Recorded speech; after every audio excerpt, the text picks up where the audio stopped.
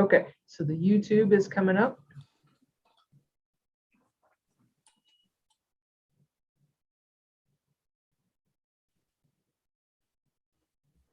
Okay.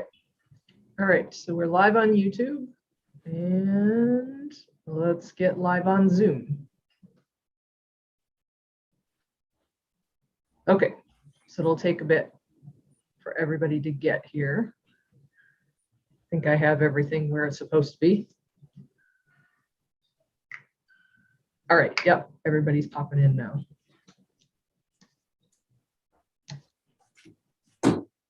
And of course, it's Superb Owl Sunday today. Superb Owl Sunday. Way better than Super Bowl Sunday, right? I like that, yeah. Yeah, So, way better way to celebrate by watching this presentation, right? But you can still watch this presentation and watch the Super Bowl because this will be done before. So Sophie, are you up for doing any owl imitations at all? You can do a begging baby barn owl, right? If I can do it, you can do it. No, yeah. See if I, woo, woo. It's like when people are, when you're doing it yourself at night, when you're trying to talk to the owls, it's different when you're in front of an audience. It's woo, woo, woo. No, that's the sad one. Woo. Ma. Woo, woo, woo. I'll stick with the and the twit. So that little twittery cliquey thing that the barn owls do, what exactly is that? The twit? Yeah. I think it's like it seems like a very friendly chatter between the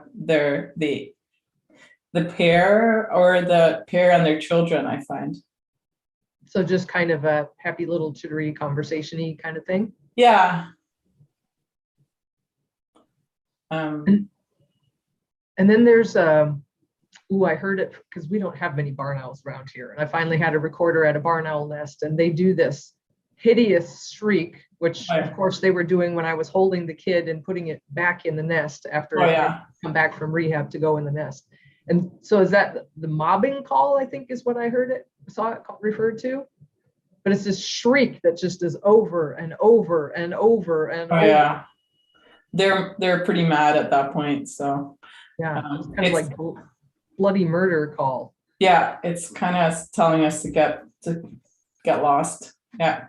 I think with some swear words inserted in. Yeah, definitely. Yeah. Yeah, you can definitely scare people because it's quite funny how, even in the daytime, you go to a barn and you see the barn owls and they're sleeping and they're perfectly okay with you being there. But if you go into the same barn and it's after dark and you walked exactly the same, path you did early in the daytime, they get super pissed at you because they're like, well, you're not supposed to be here at night. Like, this is our time. And then it's like, then they're really upset, distressed about it sometimes. So it's funny how, I guess all animals are extremely routine oriented, and barn owls are definitely in that category too. So then when you go in at night, is that the mobbing scream that they do? Or yeah, they'll do like the mad scream, like the mobbing. The swearing, the bloody murder. But you could have been there earlier in the day and done the exact same thing, and they don't care. It's just that it's not, if they're not used to you coming in at night, then even if you're just walking through the barn, it's like you're not supposed to be here now. So wow.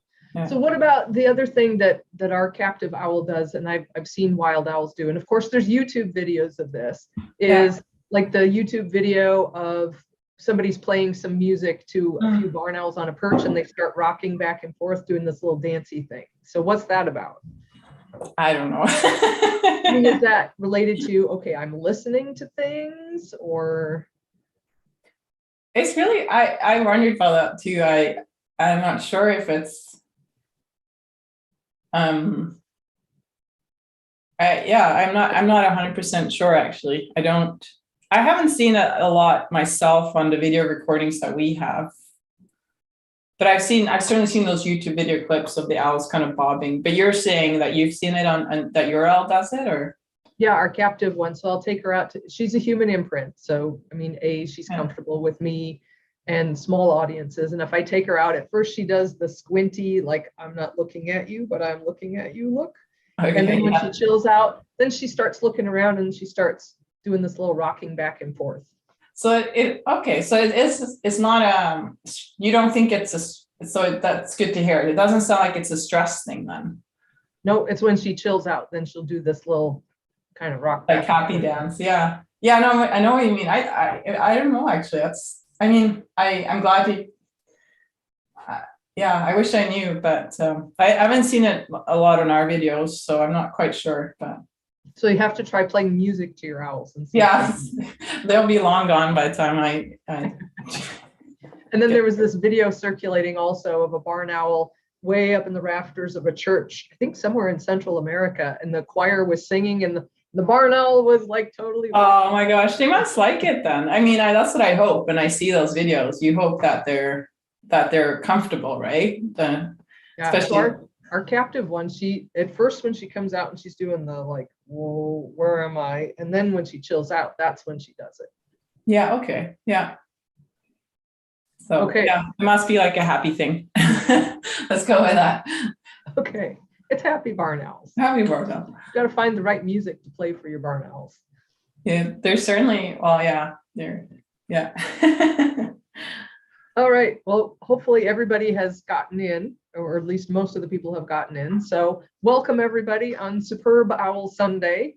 Awesome thing to do to learn more about owls on a day like today. I'm here from the International Owl Center. Joe is currently hiding and will pop in at the end. And we have Sofi Hindmarch here with us from British Columbia up in Canada. A few notes, if you're not familiar with doing these Zoom sessions with us, if you're in Zoom, we have the chat disabled. So if you have questions, please post those in the Q&A section. If you're joining us via YouTube, the chat will be live, but please keep the chat on topic. And if you have questions in Zoom, ask those in the chat. And if we have time, one of our chat room moderators will shoot those over to me, and Joe and I will take turns asking Sofi questions at the end of the presentation. This presentation, Sofi has given us permission to save it live on YouTube. So if you missed something or need to review it or go back and look at some information, that will be on the International Owl Center's YouTube channel. Or if you go to our website under programs and look at the Virtual Owl Expert Speaker Series page, all of the saved presentations are linked on the bottom of that page. So we should have that link there hopefully by tomorrow if we don't have it there sooner. And a big thank you to everybody who has donated to help support this series, because there's a whole lot that goes on to make this happen. So here you see two of our staff people. Well, you see Joe's picture anyway. Joe's actually working on our Facebook page right now because we have spammers that post on our Facebook page whenever we do this, and we have to get those addressed immediately. Andy, our other educator, is live at the Owl Center with an in-person audience. And then some of our chat room moderators, I'm not sure which ones are here, but I think Teach and Ducky and I believe Owly Keep, our deputized moderator from the Scottish Owl Center, is helping out. And we might have Maxie and Rose. They're all helping out with the YouTube chat. So there's kind of a whole bunch that goes on behind the scenes, and your support is what helps make this happen and keep it free so everybody can learn more about owls, because that's really the goal, is to share this information with as many people as possible all around the world. So today, I think we have at least 10 countries that had registered, and at least 30 states and 5 Canadian provinces. So it's really nice to have this information spread far and wide. And we're extremely thankful that Sofi is willing to do this presentation for us. So a little bit about Sofi. I found out that she's originally from Norway. I had no idea. I've just always known you as from Canada. So that was kind of fun to find out. She's the project coordinator for the Fraser Valley Conservancy in British Columbia. She's an independent wildlife biologist currently working on various projects for the government, municipalities, and nonprofit organizations, or NGOs, depends on which country you're in as to what you're familiar with. Her primary research is focusing on how habitat loss and rodenticide exposures exposure impacts barn owls and western screech owls. And she's currently working with farmers to test a self-resetting, non-poisonous trap in agricultural landscapes and using audio recording units to detect threatened western screech owls. So with that, Sophie, I will turn it over to you. Thank you very much. Thank you. I guess I'll start with sharing my screen.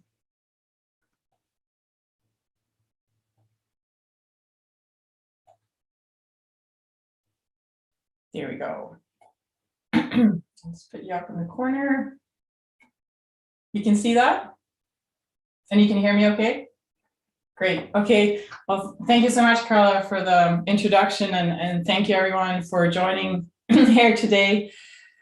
I feel like it's been an honor to be asked because I know these presentations have attracted some pretty heavyweight researchers when it comes to owls. So I feel like I have some big shoes to fill here today, but I'll try and do my best.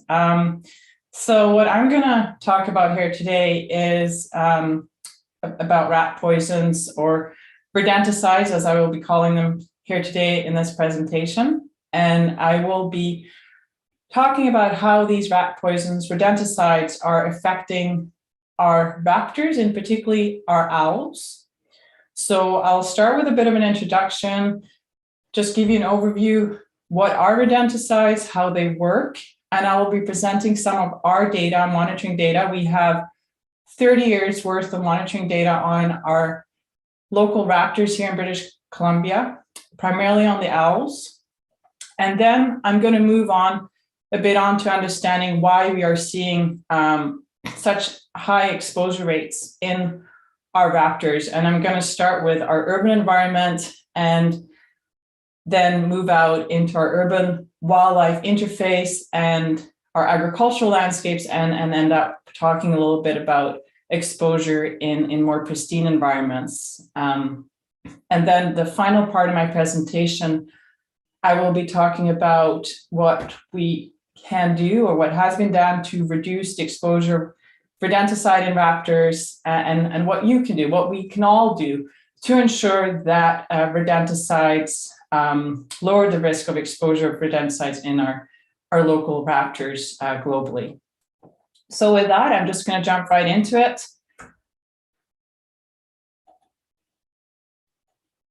No one, or very few people, like rats. Rats are probably up there as one of the most sort of hated species in the world. Unfortunately to them, they are up there with spiders. And there's good reasons for us being a little concerned about the rats. They are carriers of diseases, the plague being the most commonly known one. They also eat our stored food and grains, and annually they do cause a lot of damage, damaging our food sources, our structures, and get into our vehicles, and these are just some of the estimates, and they are a little outdated too. And as an example, in Southeast Asia, rats are responsible for destroying enough rice to feed about 50 million people annually. And these numbers do not include the cost of controlling these rats. So naturally, over the centuries, we've tried many different ways to control rats, some more successful than others. And I thought I'd digress a little bit for our American listeners. Teddy Roosevelt, when he was president during the previous century, there was a rat infestation, or so the saying goes, there was a rat infestation in the White House. And he had Jack Russell Terriers that he would use actively in the basement of the White House to hunt these rats. And he apparently spent quite a bit of time down there with his Jack Russells hunting these rats. And to this day, we actually have a subtype of Jack Russells, which is called the Teddy Roosevelt Jack Russell Terriers, that are stockier and smaller than the sort of standard Jack Russells. Everyone, or most of us, have tried to set these traps, the snap traps. We're all familiar with them, and set them down without them snapping back on our hands. And then we also have the poisons. And the real breakthrough with the poisons came in the 1940s. So this is, I guess, over 80 years ago now. We got the anticoagulant rodenticides. And there were 3 compounds that came on the market in the 1940s. The one that's most commonly known to most of us is the warfarin. And this was a breakthrough. They were quite effective in controlling rodents, in particular rats. However, there was a problem that some of these rat populations became resistant. And that's just partly because the first generation compounds are what we call a multi-feed toxin, which means that you have to, the rat has to feed on the bait multiple times before it gets a lethal dose. So resistance was building up. So 30 years later, in the 1970s, a second group of anticoagulant rodenticides came on the market. And again, 3 different active ingredients. I apologize for the names of all these ingredients. And I know they are pronounced in many different ways across the globe. But the 3 compounds, the second generation compounds is prodificum, difathlon, and bromadiolon. And the key with these ones is that they are more toxic than the first generation compounds. The intent here is that these are single feed killing pesticides, which means that the rat, in theory, only has to have 1 feed before it dies. LD50 stands for lethal dose 50%. So that means when you're doing studies, because I will refer back to LD50, if you're doing a study on a test population, the amount that is needed to kill 50% of your test population is the amount that becomes your LD50, and it's also used for other toxins and pesticides. So just a really quick overview on how these anticoagulant rodenticides work. Essentially, they're vitamin K inhibitors. So what they do is they stop the production of vitamin K in your liver. And vitamin K is one of the cofactors you need in order to break down fibrinogen into fibrin. And fibrin controls the viscosity of your blood. So when you become depleted of vitamin K, you can't control the viscosity of your blood, and it becomes thinner and thinner, and you will bleed out. If you get a cut, you'll bleed out, or you will bleed out internally.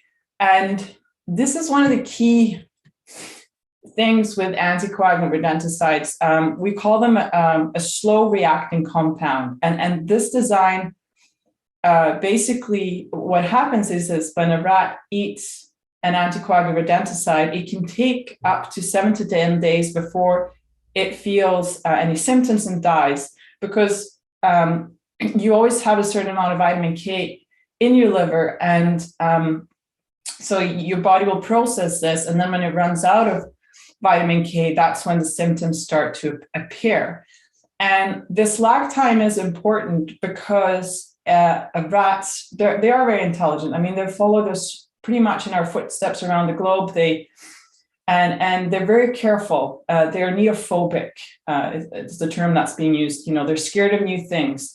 So by having this lag time, you ensure that a rat doesn't associate eating rodenticides and dying. If it sees its friends or its family eating something and dying, the other rats will not touch it. So you basically, you curtail that behavior.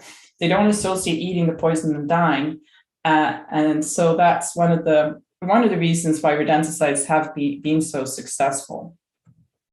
However, this mode of action too, which I will show in a second, is one of the reasons why increasingly these anticoagulant rodenticides, and I'm referring to the second generation compounds, why they're increasingly being categorized as PBDs, persistent bioaccumulative toxic compounds. So this is a label we use for other legacy compounds such as DDTs or certain PCBs. And I will explain to you why.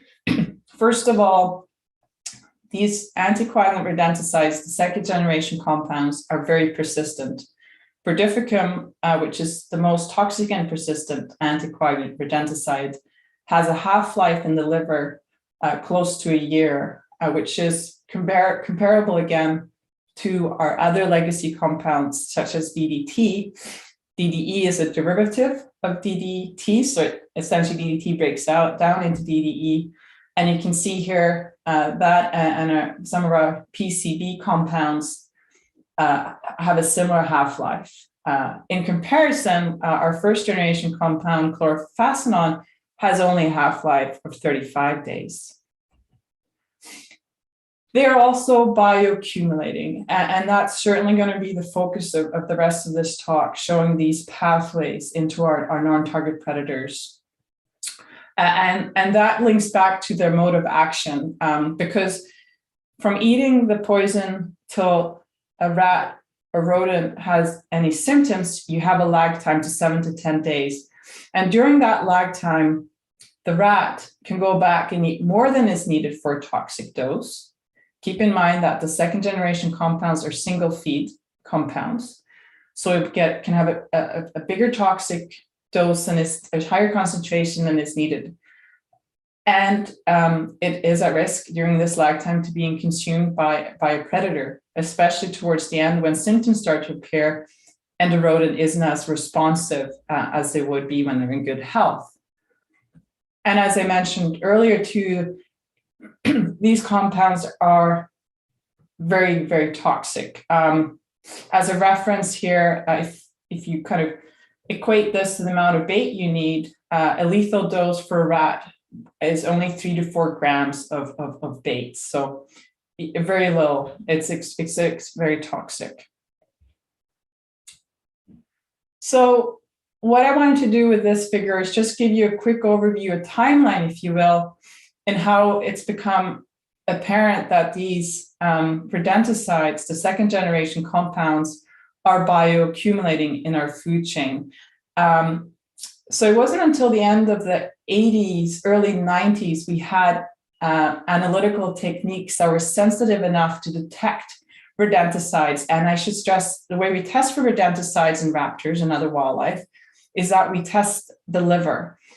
This is where the rodenticides accumulate. It's in the liver. So we had a couple of studies in the late 80s, Colvin and Hegdahl, Blaszewicz, which looked at how barn owls might be affected by the use of rodenticides in orchards and in and around ag land. I should highlight the blue dots. The dots color will represent the sort of the 5-year period. Bear with me on this one. So in the early 90s here in red, we had a couple of key studies come out looking at residues primarily in raptors. A big one was Ian Newton's study on barn owls, as you can see here, was done in the UK. One of the key studies which started to really highlight the issue of these rodenticides and how they were accumulating in our owls. And then between 1995 and 2000, we had a couple more studies come out. We had a new one from France, which showed exposure in buzzards and also in foxes.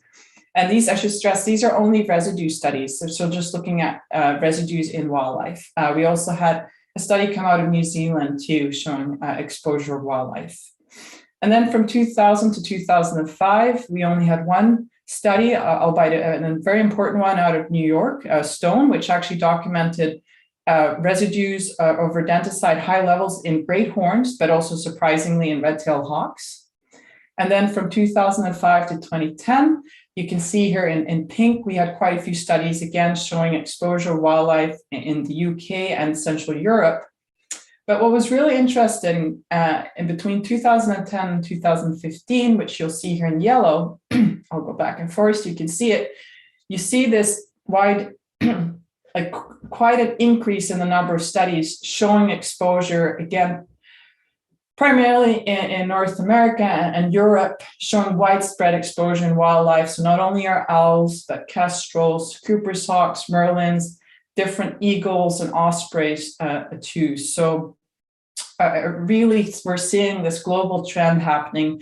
And if we go up to date, you can see here in black, again, that we're not only seeing this in Europe and North America, but we're also seeing this in other parts of the world too. The trend is similar globally.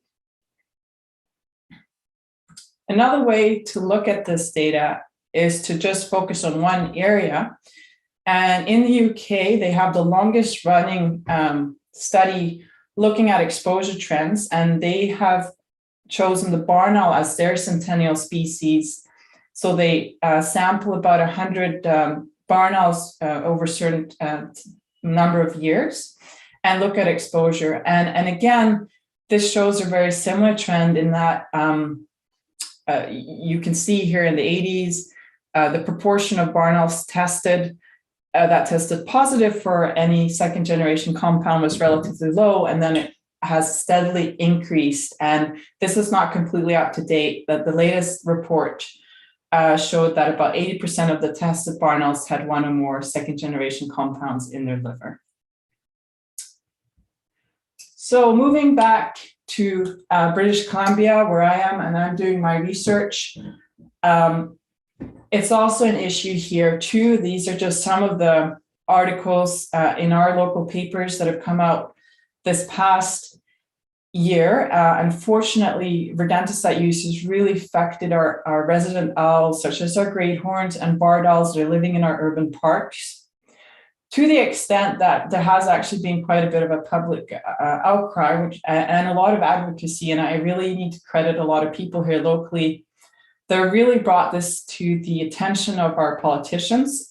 We currently have in British Columbia a ban on the second generation compounds. The government just put a stop on it late last year without any consultation. They just made the decision, which I think was quite brave of them, to their credit. And they're currently doing a very thorough review on the usage and the risks of these compounds to our local wildlife. So again, another outcome of this too is because the public have been upset with seeing firsthand the consequences of these rodenticides, a lot of our municipalities too have voted to ban the usage of rodenticides outright on city-owned property. And again here, this is a great horned owl that came to our local rehab facility, which was deemed from a necropsy and autopsy to have died outright from rodenticide poisoning. And so a certain percentage of these owls are dying outright, but since we are seeing a similar level of exposures as the British study, so in the 70s and 90% range, a lot of these owls are being exposed, but they have lower levels of exposure. So not enough we would say, to have killed them outright, but one of the key things that we're really trying to wrap our head around, and other researchers globally too, is the issue with sublethal effects. So these particularly the urban owls, and I'll show you that in a little moment, and as many of you might be aware, they're already facing multiple stressors in an urban environment. They have to tackle crossing roads. They have to, try and utilize the habitat the best they can in a more fragmented area, which means they might be spending a longer time hunting to get sufficient food. They might fly into windows. So if you're chronically exposed to rodenticides at the same time, that might cause you to not be optimal in an environment that's already quite risky. So again, just sort of keeping that in mind is, yes, maybe only a small percentage are dying outright, but what is this chronic exposure? How is it influencing the general health of the population and the other risks that these owls and predators are facing? So I'm going to dive down a little bit into the data that has been collected here in British Columbia.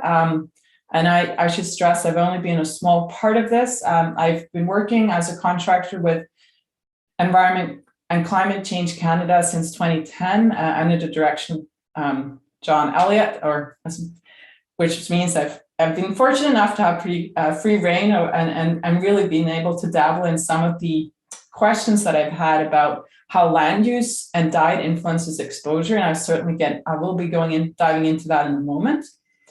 But I just wanted to give you an overview. I guess we are, in a sense, fortunate that we have one of the longest running studies globally. raptors in British Columbia have been tested since 1988. So that's 30 years now. And the database consists of 746 raptors.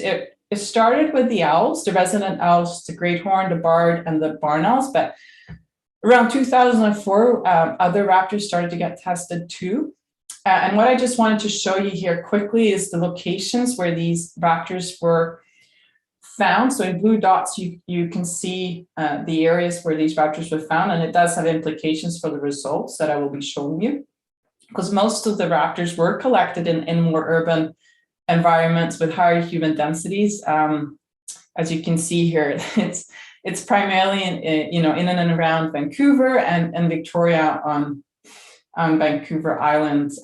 As some of you might be aware, most Canadians, including myself, live pretty close to the US borders. So that's where our human population density is the highest. So diving into this data, what we're looking at here is just the proportion of individuals with detectable residues. And what I just wanted to show here is the percentage of individuals that are, proportion of individuals by species that are exposed. And I should actually mention too, we just finally managed to finish writing this up, and it's now in review. So this is data that will be hopefully published soon. And what's interesting here, maybe not surprising, is that we find that you can see here almost 100% of our barred owls have one or more second generation compound in their system, followed by the barred owl, surprisingly the red tail, and then even more perhaps surprisingly, we find that the Cooper hawk and the peregrines too have pretty high exposure rates. That's interesting because Coopers and the peregrine, they're typically bird-eating species. They focus on the passerines, the songbirds. I should also point out that the number of individuals tested is in brackets at the bottom. And you can see here from this figure that we have focused heavily on the owl species, at least our resident owl species. Another surprise is the exposure rate in our bald eagles. And it's just recently we started to test bald eagles. They're a scavenger, but they do congregate around we have a couple of open landfills. So they tend to congregate around those areas or areas that create soil where a lot of animal byproducts and waste come in. And we have actually here in the Lower Mainland, we have the highest density of bald eagles in the world, I think. So you can easily see 20 to 30 in one tree. It's pretty incredible, but they're certainly congregating around areas where they can scavenge and potentially be at risk of being exposed. And finally, I should stress that we, as expected, perhaps, we don't see very high exposure rates in our owls that tend to just stay here temporarily, such as our short-eared and snowy owls, and the saw-whet owls, I think, were primarily from Haida Gwaii, which is an island archipelago up north, which has a very low human population density. So if we take this data and instead looking at percentage exposed and sort of look at concentration levels in these individuals and look at the average concentration levels, what is really interesting is, I'll just go back and forth there. What's really interesting is that you can see that the barred owl is in a category to itself, and I'll talk about that a bit more in a second. But the barred owl has, on average, a very high concentration level in their livers. Again, followed by the great horn, the red tails, and surprisingly, too, the Cooper's hawks have high concentration levels in their livers of the second generation compounds. And as expected, I should apologize. I see the snowy and the saw-whet's been switched around here, but the species that just sort of migrate through and stay here temporarily have lower concentrations. So the next question then begs, based on the patterns that we're seeing in this data, what are the pathways that are leading to these exposures? And for most of us, it's pretty intuitive to guess, well, the reason why we're seeing high exposure level in our resident owls, and particularly our larger owls, which are capable of taking rats, is because they're consuming rodenticide exposed rats. However, we're also seeing high exposure levels in raptors that don't typically eat rodents, such as our peregrine falcons and also our Cooper's hawks and our merlins were also a bit exposed, which begs the question, well, are other animals getting into these bait stations too? And research globally is certainly showing this, that there's nothing stopping other animals from entering these bait stations. And it's been documented that songbirds, in particular our sparrows, our house sparrows, tree sparrows, will happily jump into these bait stations and peck on the bait. Non-targets such as squirrels, shrews, voles, moles also enter them. And also, interestingly enough too, if you talk to farmers, or it's been documented too in peer-reviewed studies, invertebrates will also go in and eat the bait in these bait stations. Slugs tend to kind of sort of gather around the bait blocks inside these bait stations. And the interesting point about the invertebrates is that they metabolize rodenticides differently than we do. They're obviously quite different than vertebrates, and they seem to be able to digest and pass the rodenticides without any effects. I'm not quite sure how you'd assess whether a slug feels bad before and after eating bait, but what we are seeing is it doesn't seem to affect their system the same way as it does vertebrates. And it doesn't then take a lot of imagination to see how pervasive these contaminants can become in our food chain based on this. And just an example of that, this is a study that was done in the Netherlands, and it was featured in the UK Pest magazine back in 2016. And it's sort of a very simple study, but it brings the point home. They put bait stations out in various locations. They had cameras monitoring these bait stations and basically looked at what was visiting these bait stations. And it might be slightly biased because they, I believe they put seeds inside the bait stations, but the point was that there was a lot of non-targets that visited these bait stations. As you can see here in the bottom left of the figure, it was primarily birds and non-targets. They had quite a few house mice, mind you, which are a target, but in addition to that, wood mice, common voles and shrews. And again, too, you can see that the invertebrates, the slugs and snails were a high proportion. And interestingly, no rats visited. And then so it comes down to the eye of the beholder, really, what these black boxes mean. For example, there's a couple of examples from the UK at Heathrow, actually, where robins were even nesting inside these bait stations, discarded or empty bait stations, and they were nesting in them. So we might look at them as a toxic bait stations for rats only, but it's still a feeding station for anyone that wants to eat the bait, or even, in the case of the robins, nest in them. So my next step now is to sort of, now that I've given you a bit of an introduction to rodenticides and why they're an issue to our wildlife, I was hoping now to sort of go over, give you a bit of an overview how these rodenticides are moving up the food chain in our different environments. So as mentioned, I'm going to start and actually focus quite a bit on the urban environment. And the figure here shows the pathways that have been documented in urban environments. Again, our urban owls are affected, coyotes, and also the endangered San Joaquin fox and kit fox in California are certainly at risk in urban environments. And the primary exposure route in an urban environment is most likely for eating targeted rodents, but there is also the potential here for other non-targets to enter the bait station and eat the bait.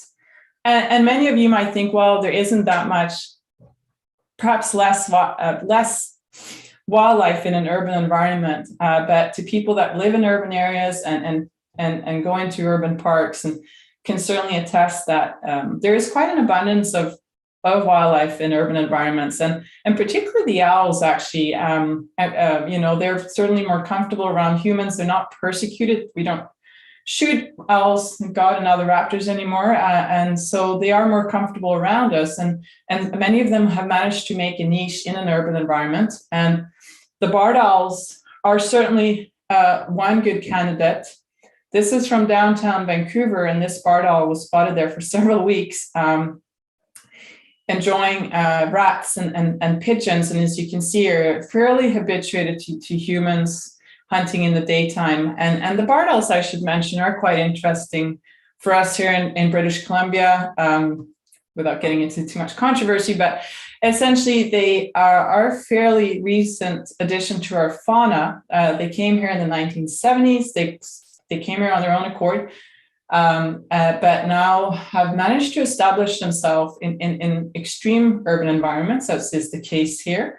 And they also live in very forested rural areas, and they are a generalist species. But what we have seen is that they certainly in these urban environments do eat more rats. If you look at the diet of these barred owls and look at the amount of urban development within their home ranges, so if you look at their nest roost site and look at the amount of urban development in and around their nest roost site, you can see a clear trend in the amount of rats in their diet. So if they live in really urban areas, such as the case for this owl that we saw here, you can see that they almost exclusively eat rats. And this is also the case.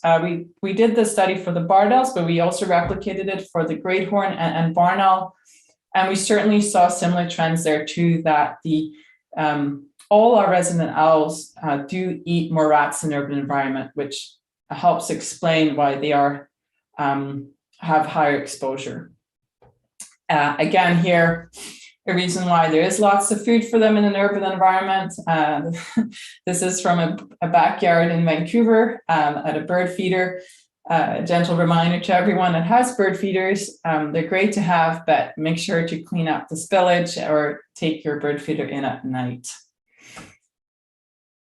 As I mentioned, it's not only the barred owl that is become urban. We also have, at least in our area, have barn owls that are quite cosmopolitan. I did a radiotelemetry study about 10 years ago where I was radio tracking barn owls, trying to understand the risk of them being exposed to rodenticides in different environments. And I was quite surprised to find that there was barn owls that were living in quite urban areas in our region.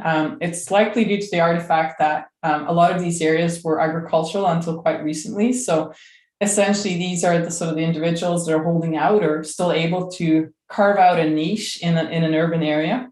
I did not see this type of barn owl when I was out radio tracking at night. This is not Photoshop, by the way. It's from the UK. It's a rehab owl that decided to take up skateboarding later in life, a male barn owl. But I certainly was able to witness barn owls nesting in quite urban and novel environments, such as this pair here that decided to nest underneath one of the main bridge arteries into Vancouver.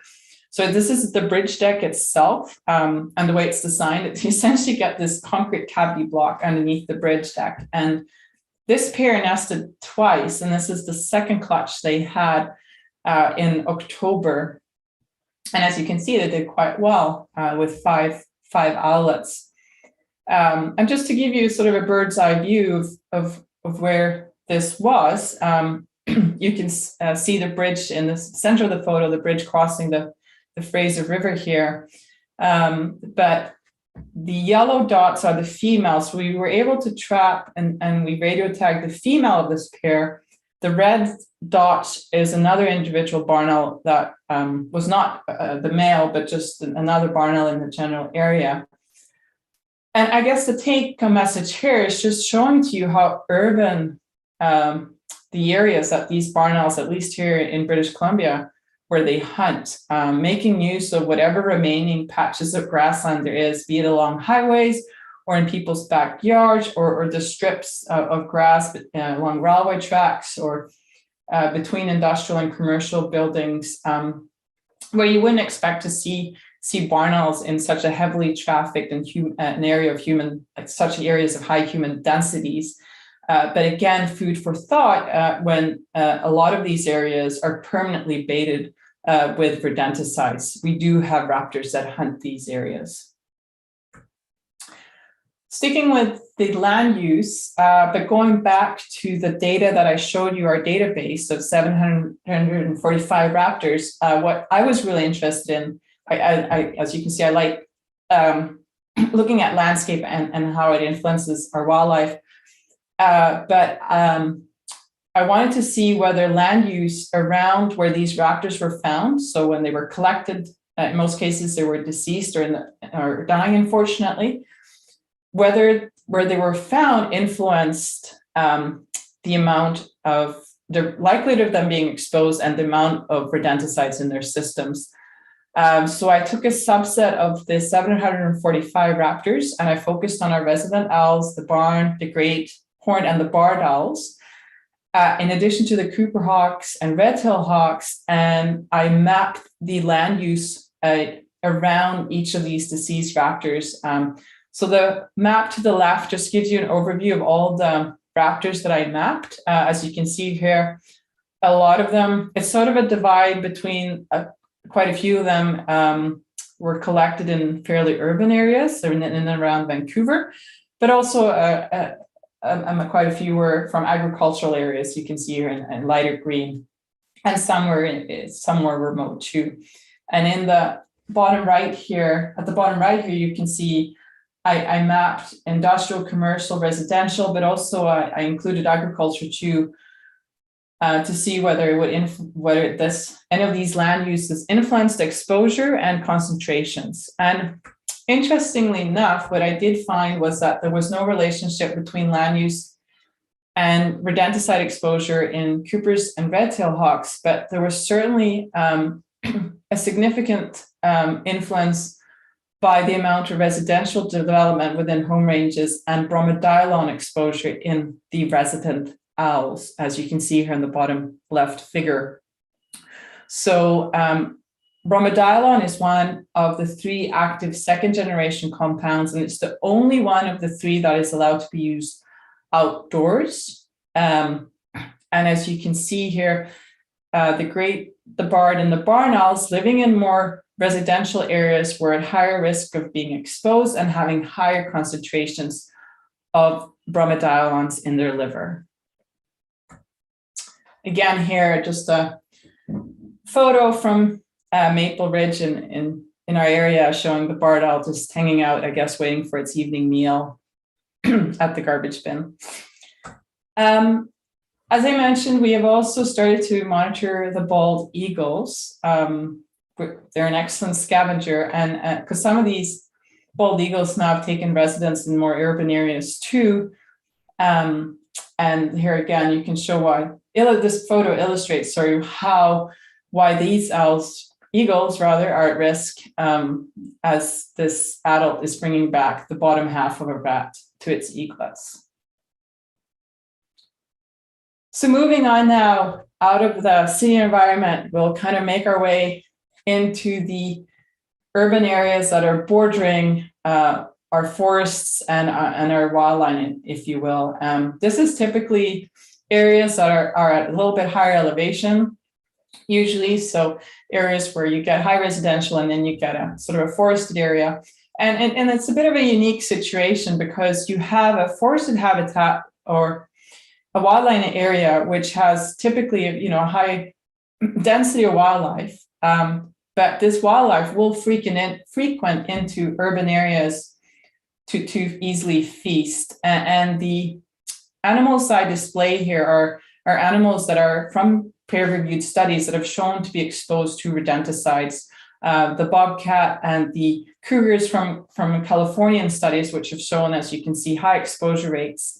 And the pathways here shift a little bit. As I mentioned, in urban environments, it's likely that the target rodents, the rats, are the main exposure route. But as we move into this urban wildlife interface, we get a high density of non-targets too that get into these bait stations. And as you can see here, these non-target pathways become more important. And we even have the possibility of a tertiary pathway where coyotes are eating targets or non-targets and then being consumed by cougars. And just one example of that, not a local one here, but done in California quite recently, actually last year, showed that there was a higher rate of anticoagulant, or a higher proportion of barred owls living in this urban wildlife interface had exposure to anticoagulant rodenticides in their system, as you can see here on the figure. So if you were closer to this divide, you were more likely to be exposed to anticoagulant rodenticides. This was a study that was done by Hofstadter and fellow researchers. So this is probably sort of the scenery that most of you associate with the barn owl. We're going to move out now into the more agricultural landscape. This is a photo taken locally here from Boundary Bay, and you can see why the barn owls. I'm biased. I mostly worked on barn owls, and that's I mean, you can see why they have the longest wingspan relative to their body size of all the owls, and I mean, they're so incredibly agile, and they hunt effortlessly, and they're very active on the wing. And again, I just wanted to sort of give you a quick overview. Similar to the urban wildlife interface, what we do see here from studies is that we have the target pathways that predators are eating the rats and the house mice, but just to illustrate, for example, this barn on the bottom left, if you put bait stations around this barn and they're out permanently, which is unfortunately the sort of modus operandi in many cases here and elsewhere in North America, you can see that this is very good habitat for non-targets, such as shrews and voles and other non-target mice that are just sort of living in this habitat, and it's not hard for them to get into these bait stations and then pass these rodenticides up the food chain. Similarly, too, in the UK, polecats, and particularly in the wintertime, tend to prey on rats in and around farmyards. And if you talk to farmers, as I mentioned earlier, a lot of them, when bait is used permanently, they say when they go to change it, because it's only palatable, the rodenticides are only palatable for about 4 weeks, it gets wet, it's pretty moist, it's not tasty anymore, so they have to change it out. They often say that the bait is covered by slugs, again, showing how these contaminants can move up the food chain quite quickly. And I digress a little, but it also shows how there's another issue that I'm working on now, and really I wanted to try and find a better solution here locally, at least, is the disposal of rodenticides that does not get eaten. Because if you talk to farmers, when rodenticides are used permanently, there's typically only about 1 or 2 bait stations out of 20 or 25 that get visited, and the remaining bait just goes moldy and it has to be thrown out. And again, as I mentioned, we have open landfills there, so when that bait goes in the garbage, gets thrown and goes to an open landfill, which has some of the highest densities of bald eagles and also gulls in the region, again, this is causing problems. And it's not only the usage of rodenticides in and around farmlands that can be a challenge. We also apply rodenticides in farm fields. The interesting thing here to point out is that the target rodent shifts. So I've been talking about rats, primarily rats, but also house mice to this point. But when you move into the farm fields, we are focusing on our voles, our gophers, our ground squirrels, because these rodents can cause damage to the plants that the farmer's growing, be it Here in our region, it's primarily blueberries, but you have grapevines. You can have young orchards where you're growing trees. And these rodents, rightfully so, can cause a lot of damage to our crops. However, when these rodenticides are mass applied into fields, you can see again how our wildlife is being exposed. And there are studies that have shown in Spain, for example, that hares and rabbits have residues of rodenticide, in addition to even snakes having residues of rodenticides in their system after widespread application of rodenticides in fields. And just a couple of examples of that, as I mentioned, here in Canada, rodenticides are used to control field voles, which are very important prey for our owls and other predators, raptors, and they're put in these PVC bait stations to control the voles, because sometimes these voles they tunnel, but they will also, when they tunnel, they'll chew the roots of the blueberry bushes, sometimes on purpose in the wintertime in particular, when there isn't a lot of food sources around, but also inadvertently when they're burrowing. So I've been working a lot with blueberry farmers on how to reduce the usage of rodenticide, rely more on habitat modifications in and around the blueberry plants. So make the habitat less conducive for voles, and keep up regular monitoring so that you don't need to use rodenticides as commonly as they are being applied now. So only use rodenticides as last resort. Another example is from Germany, which has shown that actually local livestock density is an indicator of a anticoagulant rodenticide exposure in red foxes.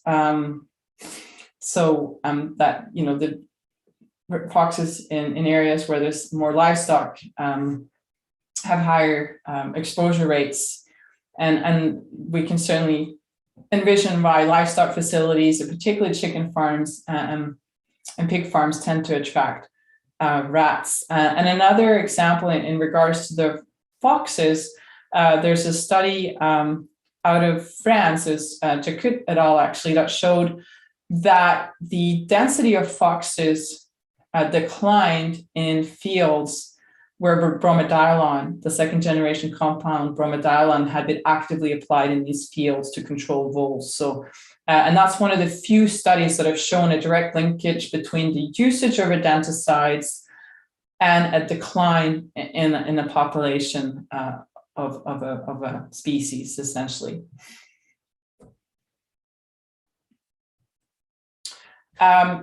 Just a quick figure here. What's interesting too, when you're thinking about the dynamics of rodenticide use, is that you sort of have to look at, well, if you're putting bait stations around a barn, well, how far do these rodents move from the barn? The ones that are being exposed to rodenticides. And Godin et al. From Germany did an interesting study looking at this, where they put bait stations out and then measured the distances from the barn and the proportion of rodents they trapped that were exposed. And you can certainly see that the majority of the rodents were found within close proximity of 50 meters from the barn. Again, in illustrating that raptors, owls are very comfortable hunting close to barns, or even barn owls that tend to live and nest inside barns are at higher risk of exposure. And if we look at temporal trends, there's a good study by Seguet et al. That was done in France, looking at the concentrations of bromadiolon in the voles over time. So what happened here was, in France, actually, they have machines that will put the bait in the field. So it makes artificial tunnels. This machine makes sort of artificial vole tunnels, and then the bait kind of goes into these artificial tunnels. So they did a trial with this, and then they captured the voles and measured the concentrations of bromadiolon in these voles. And again, we're sort of trying to understand this from the perspective of the risk of exposure after a field has been treated. And you can see here that the concentration levels in these voles, and this is the whole body of the vole, is quite high up until 3 weeks after the field has been treated. but can be found up to 135 days after application, so for quite a while.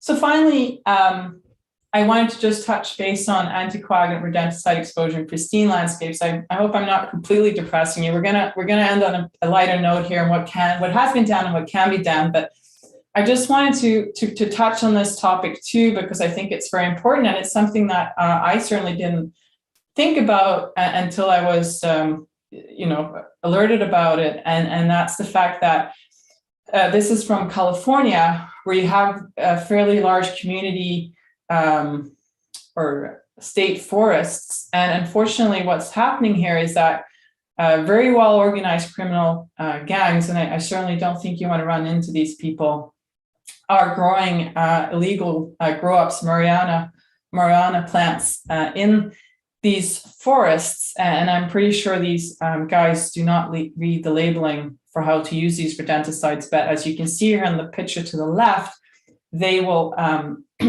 put the bait in and around these plants because they want to protect them against animals eating them.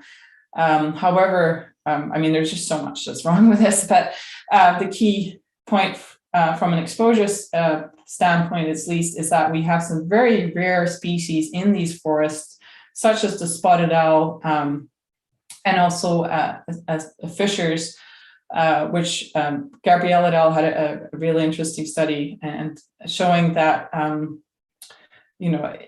almost 80% of these fishes were tested positive for rodenticides and also for death were attributed. And these are highly endangered species that are being affected. Another example of that, because I've been really focusing on the urban environments, but rodenticides are affecting wildlife in more remote locations too. And this is an artifact of the fact that we're, at least here in British Columbia, we're back here now. And what you're looking at here is badgers being exposed and fishers from trap lines that were tested. And the fishes are sort of in central British Columbia here, and these are pretty remote areas. But because of mining and forestry, these areas, work camps come in, they put out rodenticides, and from a sample of 6 fishers, 2 of these fishers were tested positive for rodenticides in some pretty remote locations. So I'm just going to wrap up this part of the talk with just sort of quickly looking at, well, what are the population level effects here? As with other legacy compounds such as DDT, we saw some pretty devastating consequences to our peregrine falcons, our eagle population. Eagle species are both in Europe and North America. When it comes to the anticoagulant rodenticides, no study has documented any large population level effects, but as I've stressed earlier, there's certainly the potential for these rodenticides, given that such a high percentage of our owls in particular are testing positive for these second generation compounds, that this is an additional stressor to populations that are already challenged on so many levels. Again, referring back to the sublethal effects. And there, as I mentioned, there was a study out of France that did show a direct linkage between the usage of bromadiolon in fields and the density of foxes. And there's studies, there's been some really neat work out of California that have also shown that our larger mammals are more susceptible to getting mange and dying from mange if they are being or have higher concentrations of rodenticides in their system. And they've gone really deep and dived down into the genome, the transcription of the genome.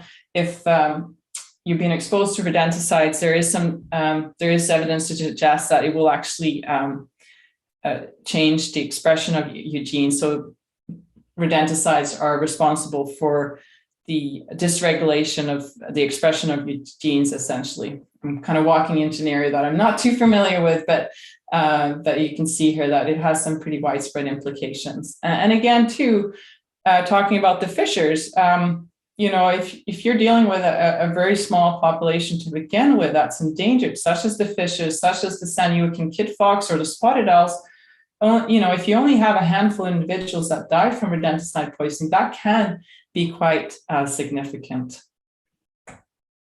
What am I doing for time here? Oh, okay, I better get going. All right, so the second half of my talk. So as you can see, these contaminants are becoming quite widespread, and there's concerns and there's certainly been actions to try and reduce the exposure. And one of them is trying to see, well, why can't we use our biological pests, such as the barn owls that live in ag landscapes? Why don't we include them as part of an integrated pest management program?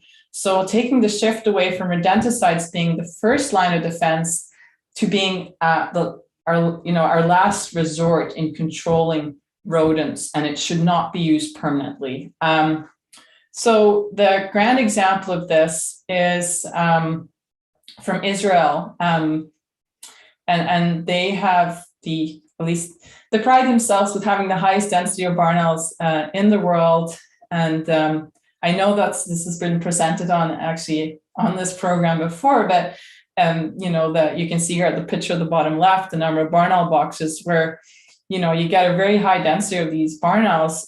They can certainly exert some top-down control on voles and other farm rodents, and particularly if you combine them with other control measures and if you use preventative measures. So one of the things I've actively worked on here in British Columbia, and I know this is also done in California and Oregon and also elsewhere in North America, there's many ambassadors for this, is, well, we can try and replicate this elsewhere in the world too. And I've certainly worked closely with a lot of blueberry farmers in our region to encourage them to, focus on habitat modification to reduce the abundance of voles in their fields. They can also put up barriers. They can protect their plants. As you can see here in the background, they got little protectors around their young blueberry plants, and also install barn owl boxes.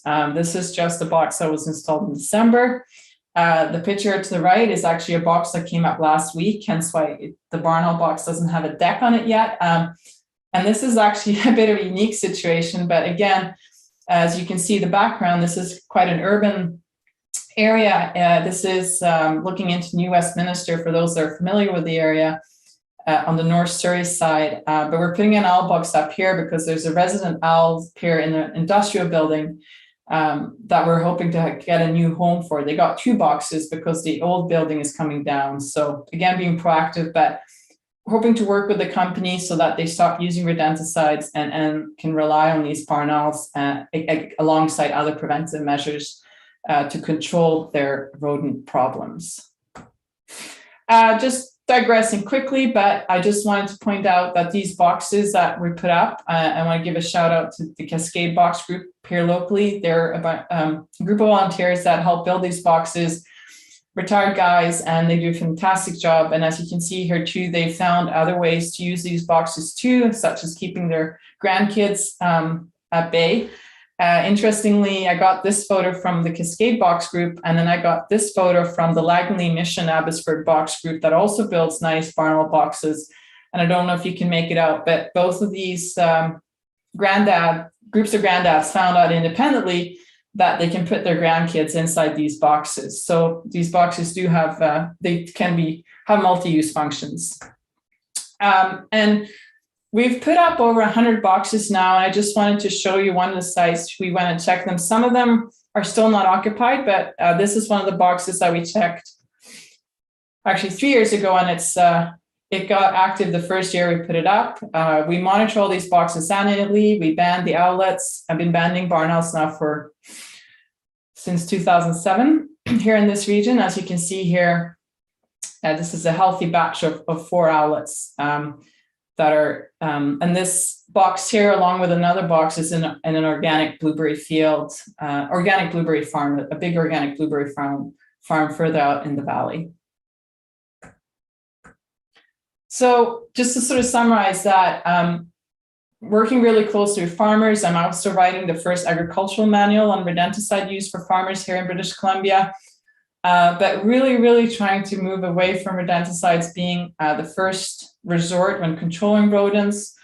the least severe intervention method should be used first. And I'm kind of stealing a lot of this from what's been done in the UK. A big shout out to the campaign for responsible rodenticide use, Alan Buckle, and their work, Richard Shore, and just really working with farmers on what they can do with the landscape, focus on biological ways of controlling rodents, hygiene, prevention, and using snap traps and other methods before rodenticides are applied only as a last resort. And that applies to us too. Working also with the public. I mean, it's easy to get lazy. I mean, that's why people like rat poison. Or I wouldn't say like, but it's sort of a really quick solution. We tend to be quite reactive when it comes to rats too. We want to get rid of the rat as soon as possible. So sometimes we skip the preventative aspects and we end up just putting the poison out and trying controlling it that way, forgetting that if you don't reduce the capacity for the environment to, you have to remove food sources and places for these rats to nest. And again, this is not rocket science, but there's just very many ways to make sure that rodents can't get into our houses, that we keep our garbage sealed and contained, that we make sure, as I showed earlier, that our bird feeders aren't a great nocturnal feast source for our rats, and that if you have a compost bin, make sure again too that it's not providing food for the rodents. Because again, I do see a lot of this when I go around on my surveys and talking to owners where the bait station's put up, when you clearly can see there's lots of places for the rats to hang out and hide and potentially eat too. So rodenticide should only be used as a last resort, and it should be used when all other actions have been applied: preventative, hygiene, rodent proofing, snap traps, bowl traps, and so on. And it should not be used permanently. All right, so to sum it all up, as you can see, globally, we are seeing that our raptors are being exposed. There is a pervasive and a chronic exposure of our terrestrial raptors to rodenticides. The pathway of exposure is mainly through the targeted rats, the rodents, but it also, as you can see in these sort of more complex systems where we have urban, bordering wildland and wild areas too, we are certainly seeing those pathways of exposure through non-target rodents too, and birds and invertebrates. Again, we need to change the way we use these rodenticides. Sustainable control of rodents can only be achieved by reducing the rodent carrying capacity of the environment. And we need to ensure that control is done holistically and that we integrate a whole wide range of control measures. Rats are smart. There is no silver bullet here. And we need, again, to change the emphasis from rodenticides being the primary intervention to only being a last resort when all other options have been explored, and it should only be used temporarily. And with that, I would like to thank everyone that's been working with me over the years. I've been working on barn owls since 2006, monitoring them, but also rodenticides, looking at that since 2010 and ongoing.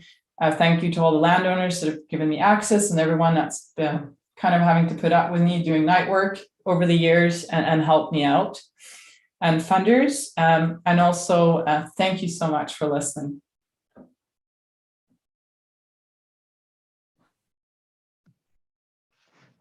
Thank you very much, Sophie. Do you want to stop your screen sharing and then we can go into the Q&A session? So if you're in Zoom and you have questions, please type them in the Q&A. If you are in YouTube watching and you have questions, type them in the chat. And if they're not addressed directly there, they'll get funneled over here. Joe, do you want to go first when Sophie's ready? Sorry, I don't know if you heard it, but there's a cat that's been banging on the door for the last hour. Yeah. What? Yeah. Anyway, sorry. I'm ready. Well, the cats know who's in charge. Oh yeah, exactly. Heard yours. So we don't have a lot of questions in Zoom yet, but I do have a couple of questions from one person. They've tried various types of traps and baits, but can't catch the rats. Will they eat dog feces? Yes, they will eat dog feces. Rats can, yeah, and they will eat dog and cat feces. I know it's kind of gross, but yeah, they will eat that. And they are super hard to catch. Rats. They're very careful, and it can take a little bit of time before they get acquainted to. If you're trying to catch them with some new foods, it can take a little time before they get used to feeding on it, and then you can try and catch them. Okay, this person sent me an email, which is a little bit long, but it's a direct question. So I'm going to try and go through this here. I'd love your opinion on this and your guess. I have only anecdotal reviews, but the local farmers are using this product, and the increase of owls and hawks in Illinois is very noticeable. My concern is for a safe world for all our animals, and by you giving us this wonderful programs to learn from. You're just wonderful for doing it and educating us all. So it looks like EcoClear products. Does that ring any bells? No, it doesn't, but I'm certainly intrigued by, I'll certainly look that up. So does he say what it is, or? Mouse X pellets for the right choice for exterminating mice and rats. It could be, the only thought I might have that it could be a cellulose product. So you can use, there are the cellulose products. So it's just the tree lignin, I believe, from the trees. And if they create rat poison out of it, or mouse poison, so they eat the pellets, and it basically stops the metabolism. Simply put, it stops the metabolism of the rat and rodents, so that they stop eating and drinking, and then they die from that. So it doesn't sound very comfortable, but the upside with that product is that if the rodent gets eaten by an owl or another raptor, there's no toxic load to transfer up the food chain. The only challenge, at least my understanding with cellulose products, is that they're not always that palatable for rodents. So you really have to make sure that there is no other food sources that they would prefer. They will always prefer the food source they're used to. So you need to make sure that they don't have that available to them anymore, so that they will actually do that switch to whatever bait that you're putting out. I'll definitely write it down. What was it called again? Mouse X from EcoClear products. It says it coats the stomach lining of the rodents, blocking communication between the stomach and the brain. Sorry, go ahead. Yeah. It coats the stomach lining of the rodents, blocking communication between the stomach and the brain. This prompts the rodent to stop eating and drinking, eventually leading to dehydration and circulatory failure. That sounds like a cellulose product. Yeah. Sorry. Yeah. And then it says it contains an active ingredient that they call a mummification process. So when the rodent, when it dies, it dries out from the inside out, reducing odor also. Yeah. No, that sounds like the cellulose product, because that's the whole thing that basically stops the communication between the brain and it stops the rat from eating and drinking. Yeah. Oh, here we go. I just got sent that Mouse X uses active ingredients: corn gluten meal, sodium, chloride inert, and some other inactive ingredients. But that would be the cellulose? Yeah, or corn powdered cob, or it's got a couple of names. Yeah. Okay. Yeah. Maybe not. Yeah. Several of our other viewers have chimed in saying, "Yep, that's what it is." Yeah. There we go. We got a consensus. So, yeah. And along with that, actually, someone asks, "Are we sure that the cellulose ones don't affect owls?" Yes, it just breaks down in the rodent, so it doesn't. It doesn't affect our raptors. No. There are other rodenticides too that, I mean, I've been focusing on the anticoagulant rodenticides, but as an example, along those same lines, there are zinc phosphide products, for example, that's a rodenticide that acts very quickly, and it's a neurotoxin. So typically, the rodent dies straight away. So that makes it also so that it's less accessible for raptors. But again, that I do believe though that can be transferred. That zinc phosphide can be transferred up the food chain, but there are different types of rodenticides out there. It's just that we do the anticoagulant rodenticides are the ones that have been most successful in controlling rodents. So. Can you only test after the bird is deceased, and what test is done? That's a really good question. No, you can also test. You can do live testing, but what you're testing then is the blood for rodenticides. The only challenge with that is that the half-life of rodenticides in blood is less than a week. So you only have a very short, if you're looking for exposure in a live bird, there's only a very sort of fairly short window when you will be detecting exposure, because it quickly gets absorbed and then stays in the liver. Yeah.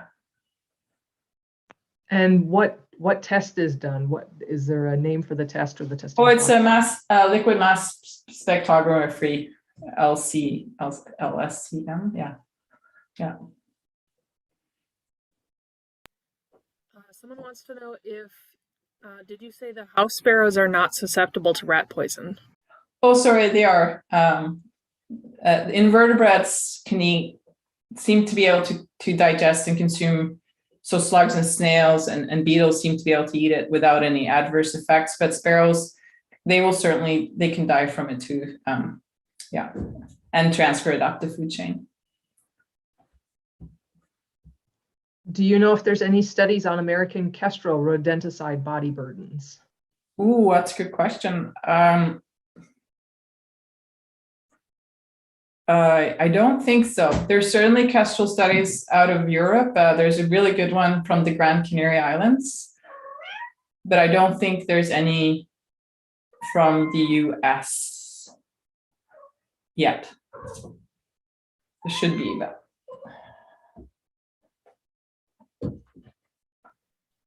We have a comment. I'm currently working on a senior seminar project that involves IPM, and I would love to check out some of your research results and share them with my classmates. Have you published any of your research anywhere in any journals? Yeah, actually, if you, the best way to probably find it is if they're familiar with the web page or portal ResearchGate, all my papers are published there, and if you can just go to ResearchGate and then you can search me up by name. And if it's not there, or if it's not available, because sometimes they won't allow you to have copies of your papers there for copyright reasons, you can even message me through ResearchGate and I'm happy to send you a copy.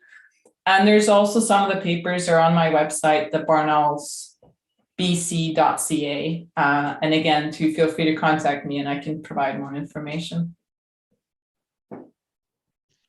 Hey, thank you.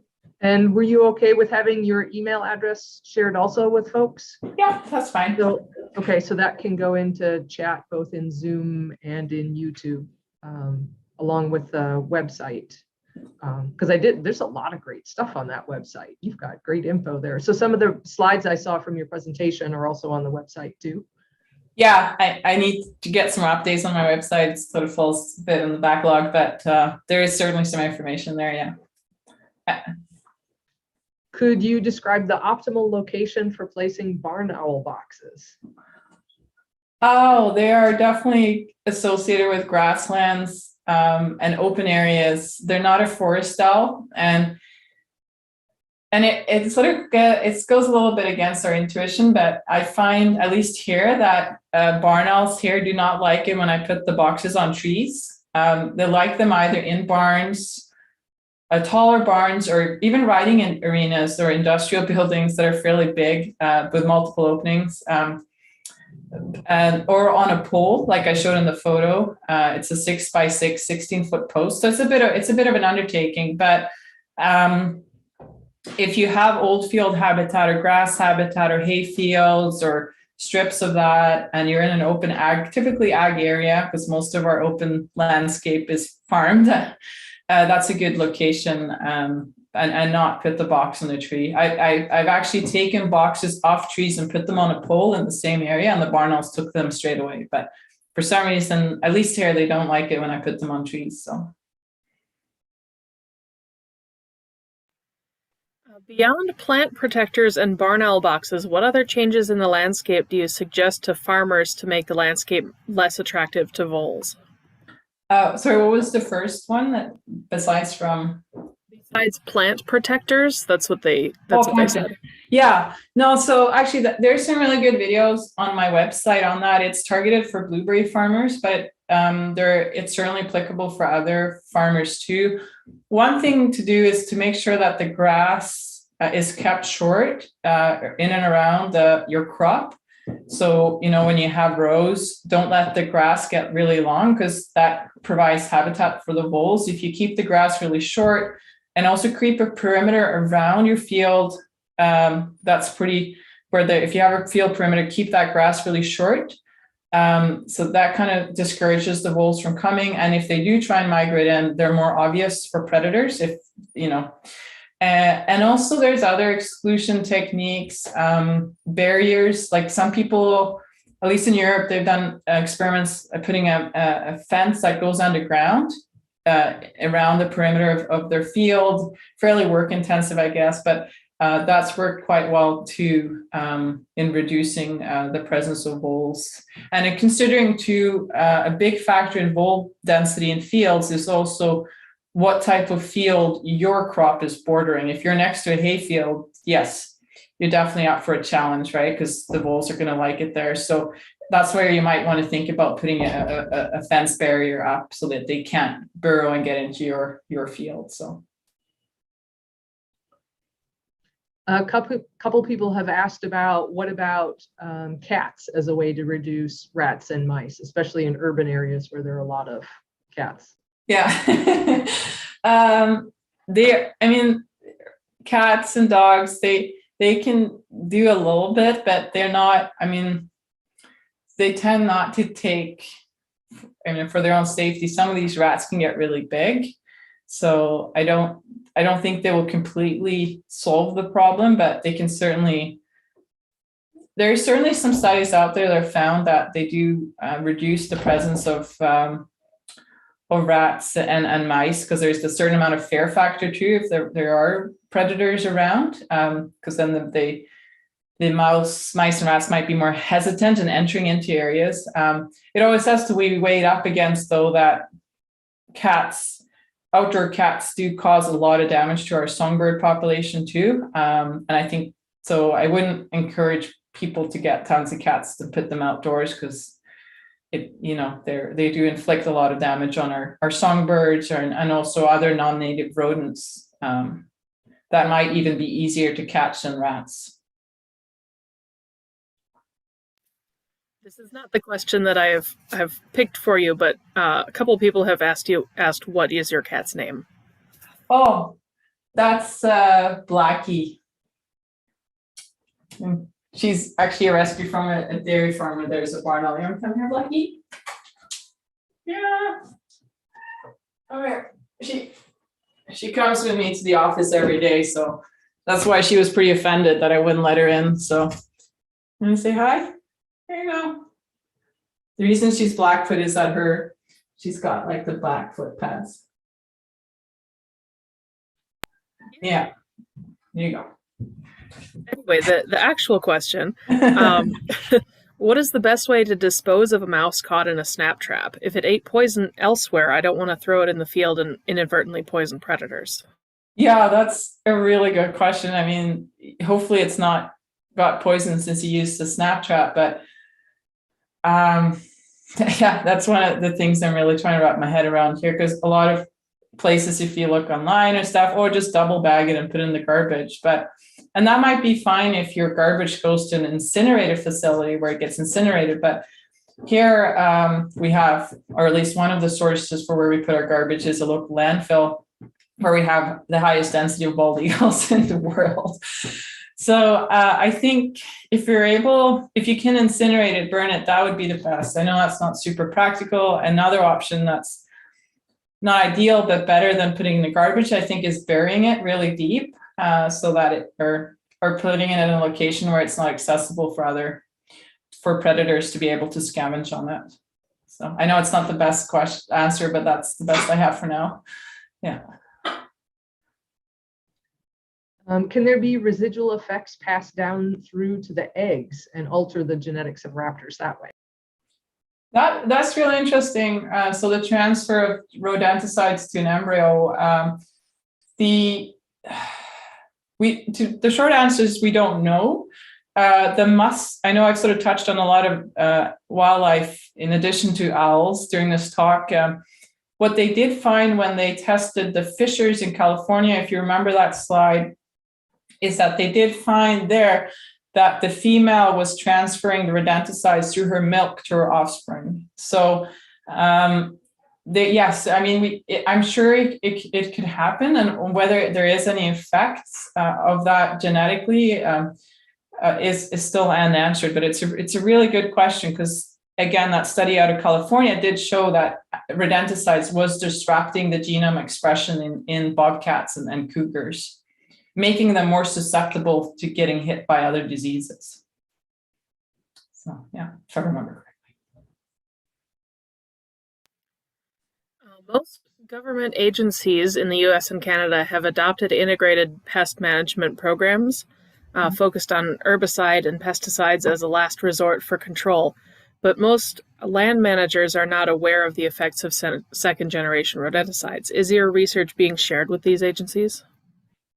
Yes, you're right. I mean, we have this sort of ideal about what we should do, and then it's what happens on the ground. And I mean, whether we want to admit it or not, sometimes we are a little lazy. And there's a significant upfront cost to rodent secure houses and farms. And sometimes it's really hard. I mean, if you have an open in and out livestock facility, it's really hard to rodent proof these areas.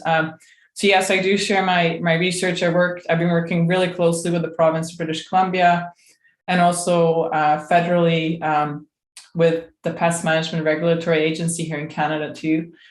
And I do try and share my work as much as I can, and I know other researchers in the States are doing the same. Back to cats. Somebody asked, could a farmer buy or acquire more domestic cats to control the rodent population? I mean, that's kind of a traditional thing around here is your farm, you have cats to control your rodents.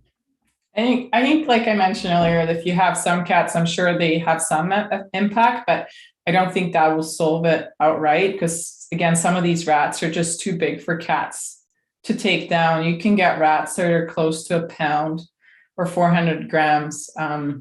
And it's too risky. I mean, even for a coyote, some of these rats are just too big. The risk is too big. So I mean, having some cats is good, but I wouldn't encourage any form of cat colony or anything like that because of the damage cats do to native wildlife too. So there's a trade-off, but I think certainly having some cats helps. I've also seen people using they like train dogs and mink specifically to go out and hunt for rats at people's farms. I imagine that's kind of expensive though. Some of them actually do it for free. I've seen and yes, Jack Russells are amazing. They are certainly they're bred to be ratters. So that's definitely a solution. Yeah. What is being done to educate rodenticide users? I think there's more and more awareness. Like if you look at it from a global perspective, I think European Union and the UK is part of the European Union, but I think they're one step ahead of us here in North America in that they have some really clear policies on rodenticide use. So, for example, in some countries, you need a permit to put out second generation compounds. You need to basically make a case as to why you're putting them out.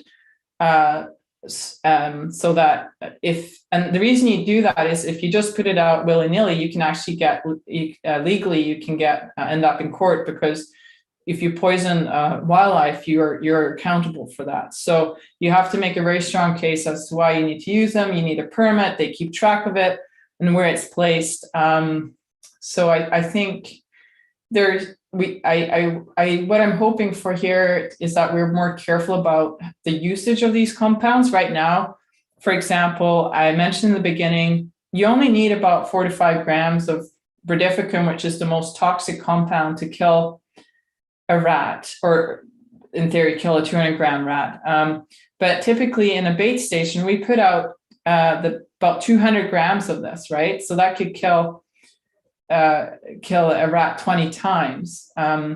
So I think it's really important that we change first of all, how we regulate these compounds, and alongside with greater awareness of the risks that are associated with using them, so that people are more careful.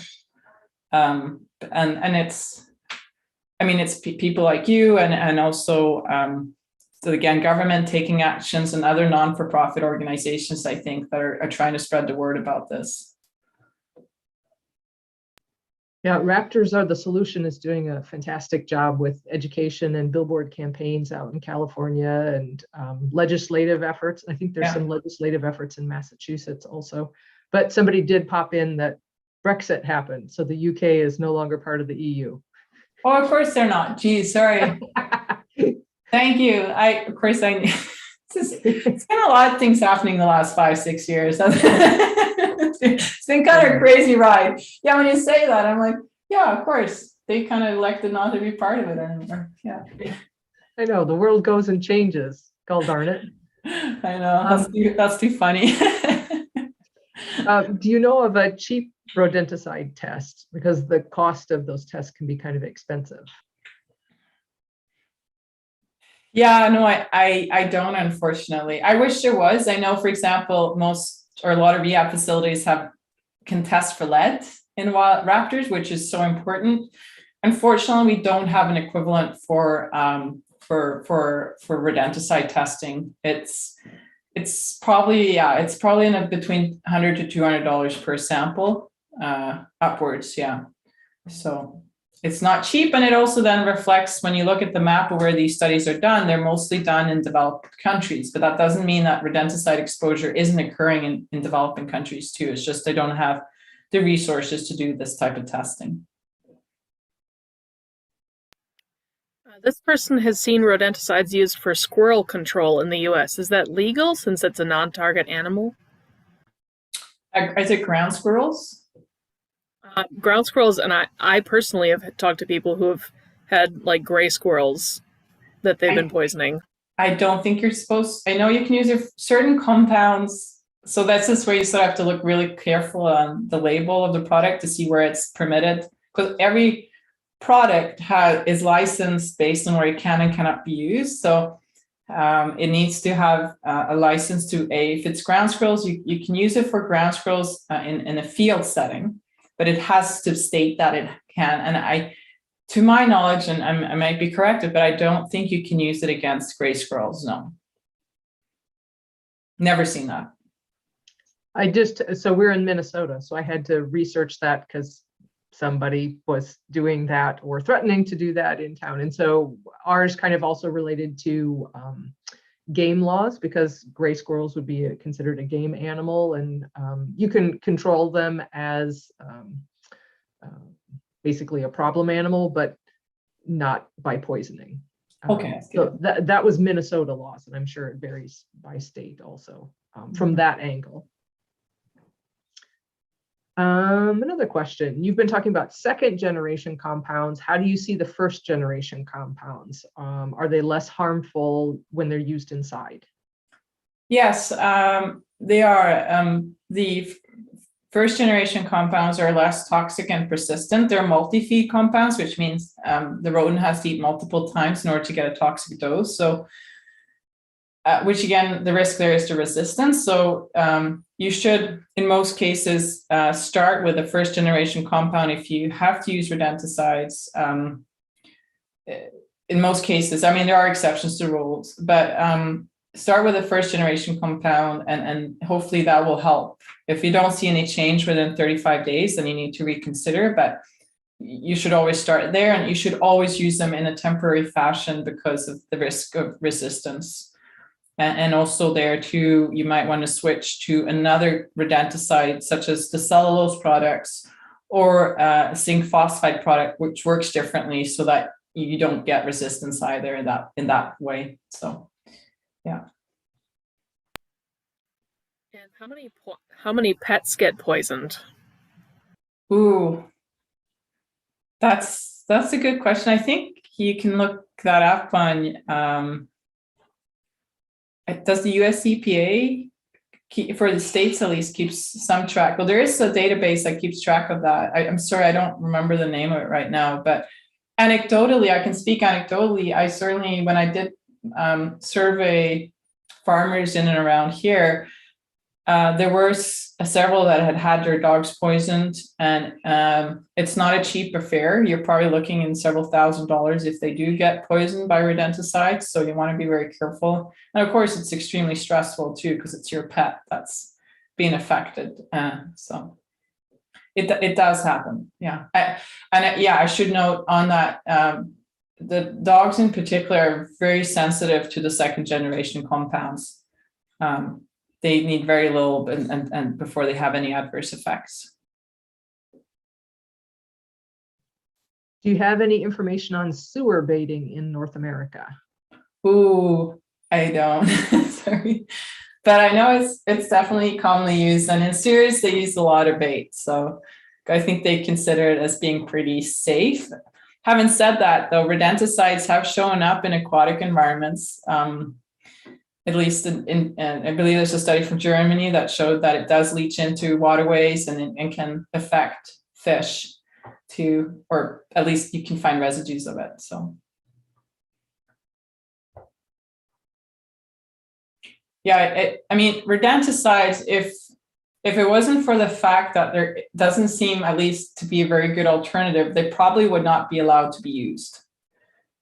Based on if we put the framework, we assess pesticides under and looked at it objectively, just from that standpoint, we would probably say no, they're too dangerous. But because there's no alternatives, because of the risks associated with diseases and the damage that rodents can cause to our food sources, our structures, it's out there to be used, but it's certainly not ideal. So I have a few questions I want to throw out there. Mm-hmm. So have you used the CO2 traps, and how good of success have you had with those? Oh yeah, so the bolt trap, the New Zealand, I kind of didn't touch on that, but the company, I don't think there's any other product out there yet. I'm sure there will be, but there's the Good Nature, which was developed in New Zealand, because there is no mammals in New Zealand. So they need, this is a great way to control rodents without using rodenticides. I've been trialing them. They work well. Actually, they work really well for mice, surprisingly enough. But they do work for rats. You just have to be really persistent with rats, making sure there is no other food source. I was trialing them in and around chicken farms, and there's so much waste around chicken farms. You really need to make sure the rat is enticed to check out the bolt, like the CO2 trap. But it did work. And I also trialed them in fields, but the way for field voles, like so I put them in fields to see if we could control voles. The way the trap is currently designed, it's not really designed towards controlling voles in fields, because the design of the trap, just for everyone, is that the rat or the rodent has to kind of stick their head into this little capsule, if you will, and then it triggers a pin, which is driven by this bolt comes out, which is driven by a CO2, hence CO2 traps. So this bolt kills the rat, and then the rat falls down. So the beauty of this versus the snap trap is that you don't have to take a rodent out of a trap and reset the trap, because the trap will automatically reset itself up to 21 times or 24 times, sorry, on one CO2 cylinder. Yeah, again, it's just making sure the preventative measures are done so that there is no other food sources available. And it's really hard to compare that kind of a trap with rodenticides, because we don't really know sometimes either how effective rodenticides are, because you're not really monitoring how much is eating, how much has been eaten, who is eating it. You know, it's just put out there. And then, and if you talk to farmers, a lot of them say it's not really working that well for them, but they just, you know, they just keep it out there, because then it, you know, you have a program running and it looks like you're doing something, but it's not necessarily the most effective action that you can take. And then I'm going to keep going with that. Since we're talking about different types of trap, we talk about rodenticides at the Owl Center pretty much every day. And we have a tower of traps of like different types of things you can use. So we have the CO2 trap. Everybody knows the snap traps. We also have zap traps. So what's your experience with the battery powered zap traps for rats? I don't have any, sorry, I don't have any first-hand experience on them. I guess I've heard some people like them. I guess because at least with rats, you need to make sure there's a pretty high voltage, I guess, to kill them. So I guess it's more the ethics of it versus, you know, if you don't kill it straight away with then that would, just thinking out loud, that would be my concern, that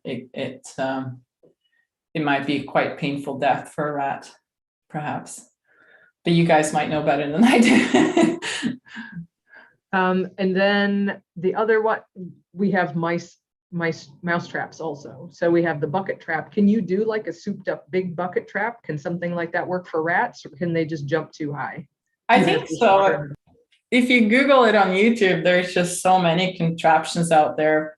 Like there's a lot of hobby pest control operators out there that have quite the following. So I've seen some interesting, like similar bucket techniques for rats too. Yeah, out there.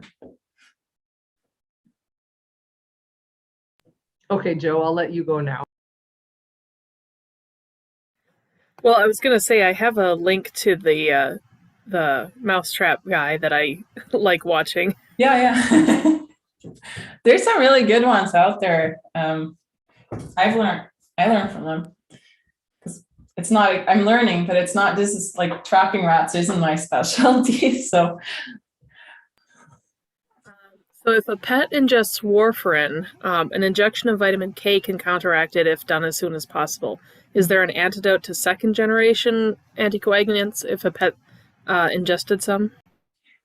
Yeah, good question. It's actually the exact same antidote. It's vitamin K, because the first generation and the second generation compounds work exactly in the same way. So an injection of vitamin K, it's just that the risk is higher with the second generation compounds because they're more toxic. So, and that should be stated that that's one of the upsides, I guess, with the anticoagulants, is that there is an antidote, at least some of the quicker acting rodenticides, such as zinc phosphide, and there's also bromothalen, which is, they're both neurotoxins.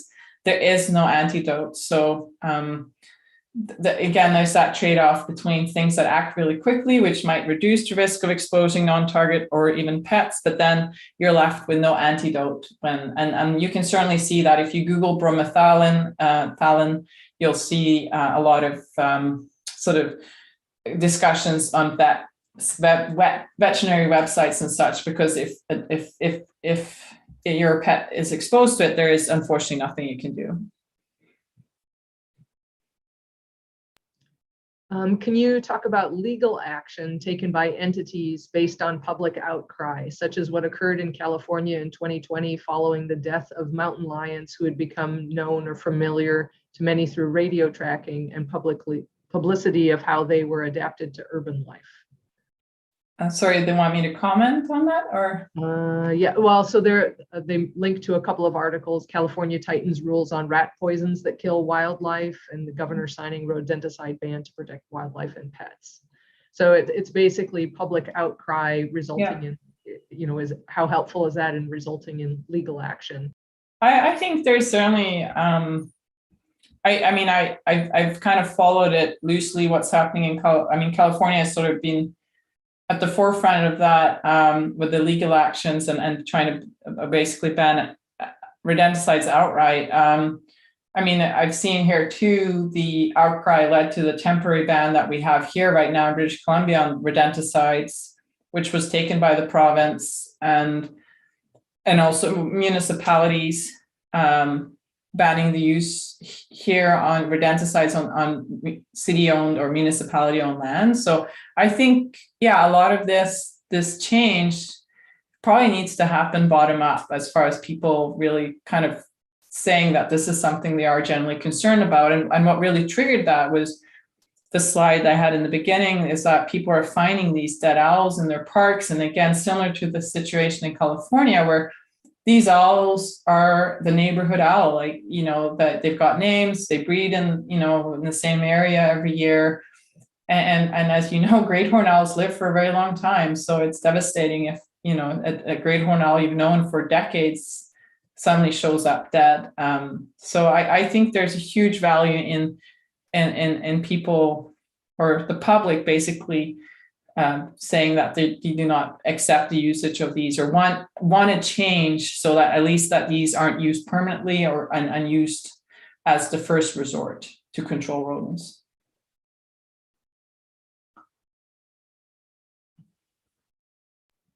I like having time to ask a few questions myself also, because we've got these cleared out temporarily. So then I have more questions. So in the US, time flies. I don't know if it was 10 or 15 years or maybe even more ago, they tightened restrictions around the rodenticides.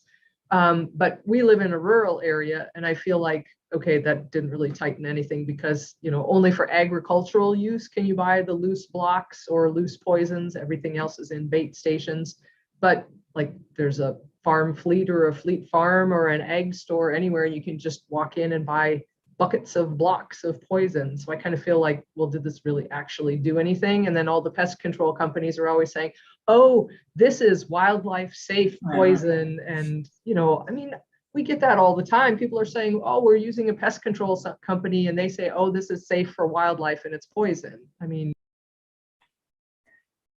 Yeah, that's why it's so important to spread, have this outreach, because it's the same here. Actually, one of the key people that kind of brought this to the forefront here locally, she sent out a letter as, sort of to facilitating pest control companies to basically say, I got a problem. And she just asked those questions about, well, does it expose? I'm concerned about the wildlife if I use rodenticides, just to kind of see what kind of answers she got. And she collated and collected all those answers. And it was really interesting, like you say, that it seems that or the majority of pest control companies seem to be in a state of denial almost, in that these rodenticides do indeed affect wildlife. I got one farmer handed over a copy of a letter she got from a big pest control company, and there was so much misinformation in it. I actually sent it to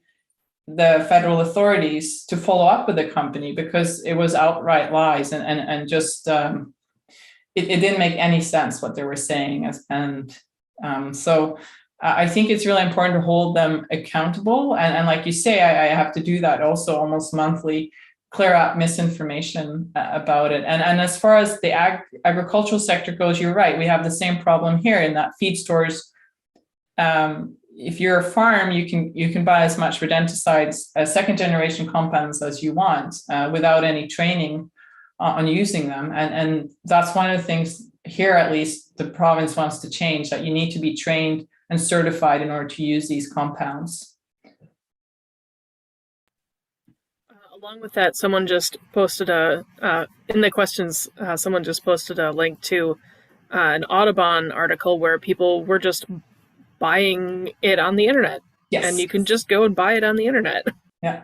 Oh yeah, and that is not even tracked, right? Because that's one of the things that in order to answer some of those questions that we're trying to answer, I didn't really get into that because of time, but one of the things we're wanting to look at, because the changes in regulations that you were mentioning earlier, Carla, with stricter regulations, at least for homeowners, as far as using these compounds, is to see, well, are we seeing any change in exposure in our wildlife from this? And we have seen certain changes as a result of ban of certain compounds and where they can be used. But then, like you say, it's really hard to factor in for all the variables because people can order it online. It's hard to track basically where all these different compounds are coming from and where they're being used. So, yeah. So as some of those regulations were, okay, homeowners can't buy loose bait, you have to buy it in a bait station. Are those actually safer? Because the animal obviously just goes in, chews some and leaves. And are those actually safer than loose bait? At least what it does, it prevents us from just putting out the bait loosely, willy-nilly. Like I've seen that, that you buy the loose bait and you open the pack and you just toss it somewhere. At least it prevents us from doing that. Having it in a bait station gives it one more layer of protection. So it's not that. Of course, a non-target can go into a bait station, but at least it's not out in the open. So it reduces the chances of outright misusing the product. Yeah. I imagine it would also protect larger animals from getting at it, like dogs. Absolutely. That's a really good point, too. It certainly excludes a lot of animals. And if it's not put in properly in a bait station, raccoons can lift up a bait station and kind of shake it out, or a dog can kind of, knock it over. So at least if it's put in properly in a standardized way, it does reduce that risk. Probably also helps reduce poisoning of kids, I would think. Yeah, that too. And that is a real problem in developing countries, such as in Africa, like that, where I guess we could say we have the luxury to talk about this, but their children are poisoned annually from rodenticides. So.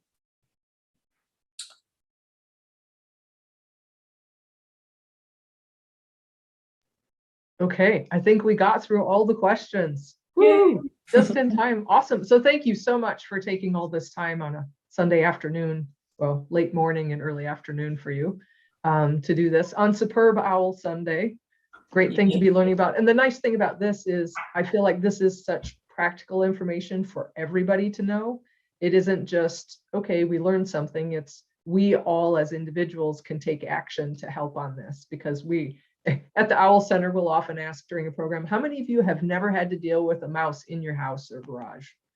Like nobody raises their hand. Almost everybody has to deal with this, and how we choose to deal with it makes a big difference for owls and other wildlife. And so this is one where everybody can have an impact. And by sharing this information with other people, this is what it takes to make a difference. And we as consumers vote with our actions and with our dollars. And if we're not buying that rodenticide, well, hey, we're making a difference and they're not going to be making as much. So it's a way where we all can make a difference. So thank you for sharing your knowledge about this, because it's fantastic to know more, to be able to educate more, and hopefully everybody who's watching can help educate the people that they know too.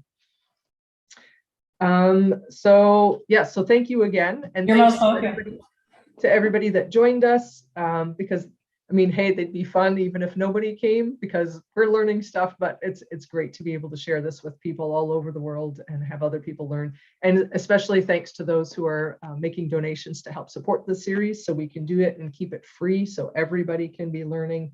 And thanks to our behind the scenes folks.